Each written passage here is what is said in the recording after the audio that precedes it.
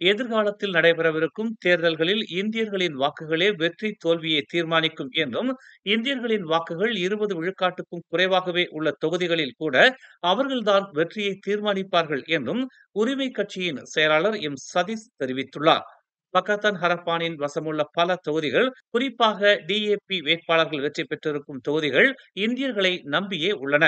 இந்தியர்களின் வாக்குகள் திசை மாறிச் சென்றால் அத்தொகுதிகளை டிஏபி இழக்க நேரிடும் என்று அவர் எச்சரித்தார். 20 விழுக்காட்டுக்கும் அதிகமான இந்திய வாக்காளர்களை கொண்ட தொகுதிகளில் மட்டுமல்லாது, குறைந்த வாக்குகள் வித்தியாசத்தில் வெற்றி பெற்ற தொகுதிகளிலும் இதுதான் நடக்கும் என்று நேற்று வெளியிட்டுள்ள ஒரு அறிக்கையில் சதீஷ் தெரிவித்துள்ளார். சர்ச்சைக்குரிய அம்பாலாட் கடல் மண்டலம் தொடர்பாக இந்தோனேசியாவுடன் தற்போது நடத்தப்பட்டு வரும் பேச்சுவார்த்தையில் சபாவின் உரிமைகள் முழுமையாக பாதுகாக்கப்படும் என்று பிரதமர் டத்தோஸ்ரீ அன்வார் இப்ராஹிம் திட்டவட்டமாக அறிவித்துள்ளார்.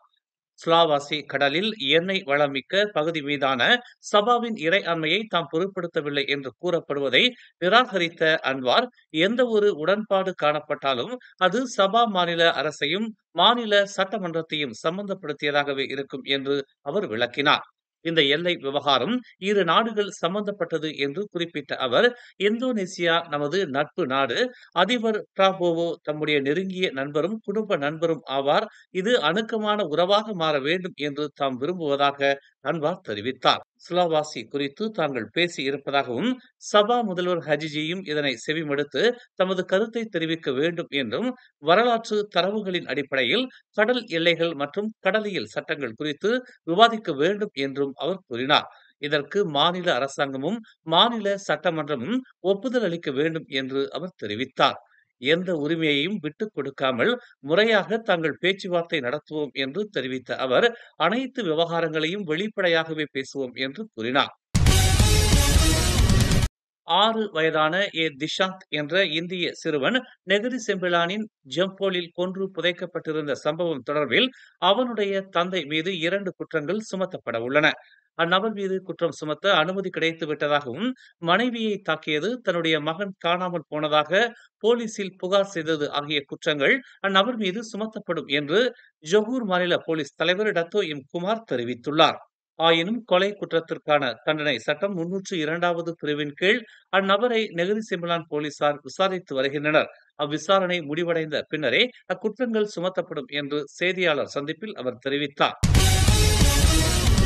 தலைநகரில் உள்ள ஒரு உணவகத்தில் சுவைபானம் குடித்துக் கொண்டிருந்த பெண் ஒருவர் குளிர்பான குவளையில் ஒரு தவளை மிதந்து கொண்டிருப்பதைக் கண்டு அதிர்ச்சி அடைந்தார். அசாம்பாய் எனப்படும் சுவைபானத்தை பாதி அறிந்துவிட்ட நிலையில் தனது குவளையின் அடிப்பகுதியில் கருப்பு நிறத்தில் ஏதோ ஒரு பொருள் இருப்பதை அவர் கண்டுள்ளார். அது என்னவென்று தெரிந்து கொள்வதற்காக சுவைபானத்தை தொடர்ந்து கிளறி பார்த்ததில் தவளை மேலே வந்து அவருக்கு அதிர்ச்சியை கிளப்பியது.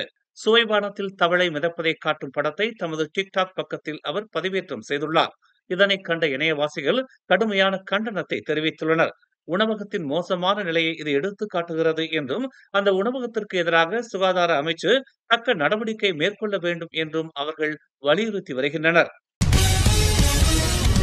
கெடா, பேரா, பகாங், சபா மற்றும் சரவா ஆகிய 5 மாநிலங்களில் அனல் காற்று வீசும் அபாயம் உள்ளது என்று மலேசிய வானிலை ஆய்வு மையமான மிட் மலேசியா எச்சரித்துள்ளது.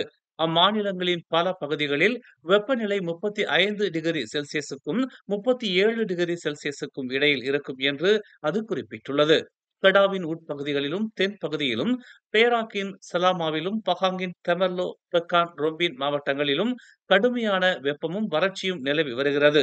இது மேலும் பல நாட்களுக்கு நீடிக்கும் என்று அது குறிப்பிட்டுள்ளது. சபா மாநிலத்தின் மேற்கு பிரதேசமான கூடாட்டிலும் சரவாக்கின் லிம்பாங்கிலும் கடுமையான வெப்பம் நிலவி வருகிறது என்று நேற்று வெளியிடப்பட்ட அறிக்கையில் மெட் மலேசியா தெரிவித்துள்ளது.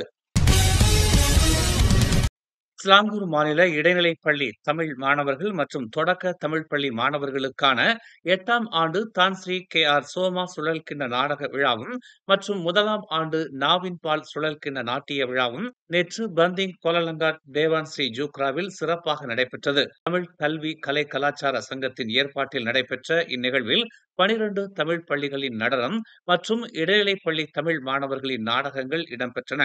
வண்ணமயமாக நடைபெற்ற இந்நிகழ்வில் மாணவ செல்வங்களின் அத்தனை படைப்புகளும் அரங்கை வசமாக்கின.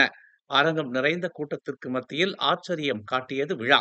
தேசிய நிலநிதி கூட்டுறவு சங்கம் மற்றும் நாவின்பால் நிறுவனத்தின் ஆதரவோடு முற்றிலும் இலவசமாக நடைபெற்ற இந்நிகழ்வை ஏற்பாட்டுக் குழுவின் தலைவரும் சிலாங்கூர் மாநில தமிழ் பள்ளிகளின் முன்னாள் அமைப்பாளருமான ஔவை முருகன் கண்ணன் சிறப்பாக ஏற்பாடு செய்திருந்தார்.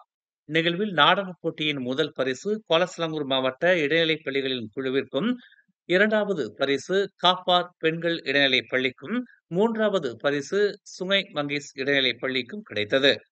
நடனப் போட்டியில் முதல் பரிசு தெலோக் பங்லிமா காராங் தமிழ் பள்ளியும், 2வது பரிசு ஜிஞ்சோராம் தமிழ் பள்ளியும், 3வது பரிசு கிளான் சிம்பாங் லிமா தமிழ் பள்ளியும் பெற்றது.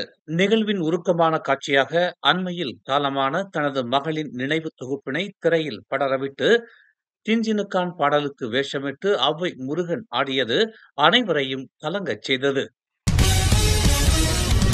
மேலும் செய்திகளை தெரிந்து கொள்ள தமிழ் மலர் நாளிதழை பாருங்கள். உடனுக்குடன் செய்திகளை தெரிந்து கொள்ள தமிழ் மலர் இணையதளம், தமிழ் மலர் செயலி மற்றும் மலர் டிவி யூடியூப் சேனலை வலம் வாருங்கள்.